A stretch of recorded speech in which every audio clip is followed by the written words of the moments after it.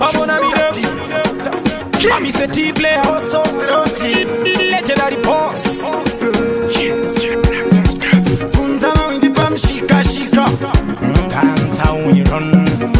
Ashi No legend trust you need just squeezing Unokuna koma Tributi sano temi mukoma Pamanguma awaveva kukona Hey yeah yeah Timi unokuna koma Tributi sano temi mukoma Pamanguma awaveva kukona Hey yeah yeah Baba mona diri kurola lola lola Maticha ano maka ari kuti magona Kuno kumasoe kwa mauya mapona Mizwacho ya zisikuda asha maona This time uti kuspaka Porota ribata Tawadoda doda wafunga Kuchikwapa tota chako Tochkeko chitripa mpaka Kwa taka Wese wawira umataka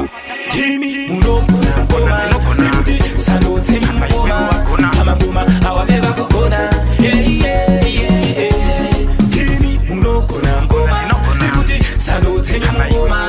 Hamanguma awaveva kukona Yeah yeah yeah Mukoma winti ntimi muri kurira kwese Muri kudiwa demo fancy yese Ngoma zenyu zatekeshera kwese ULP kupungwe yese Uchi pasina nyuchi Zviri zvipakera titori manyuchi Nati player chingatimisa chi Vamwe vachipakura nyama mbichi Timi unokuna ngoma Tributi sano temi mukoma Pamangoma awaveva kukona Yeah yeah yeah Timi unokuna ngoma Tributi sano temi mukoma Pamangoma awaveva kukona Yeah yeah yeah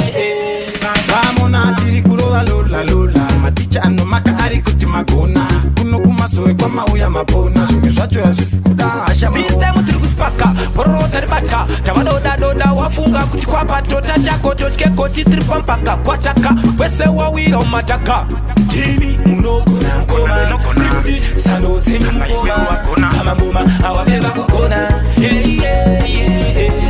Timi unokuna koma Nibuti sano temi mkoma Hamangoma awaveva kukona Yeah yeah yeah Mukoma windi ntimi muri kurira kwese Muri kudiwa nemo fancy yese Ngoma zenyu zatekeshera kwese UMP kupfungwe yese Uchi pasina nyuchi Zviri zvipakera titori manyuchi Nati player chingatimisa chi Vamwe vachipakura nyama mbishi